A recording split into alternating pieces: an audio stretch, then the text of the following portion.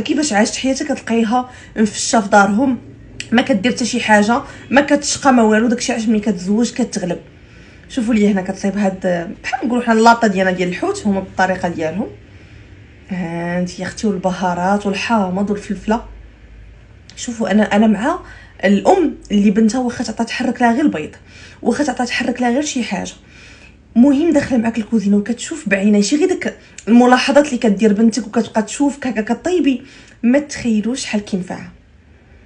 راه صراحه ونعمه التربيه. هاد البنت هذه راه كنشوفها ما شاء الله، يعني من دائما الناس اللي ما عارفينهاش راه دارهم لاباس عليهم تبارك الله، الله يزيدهم من فضله. قادر على انهم يجيبوا يعني هكا مساعده في البيت اللي تقوم بهذا الشيء كامل، ولكن هما كيديروا داكشي راسهم بحب.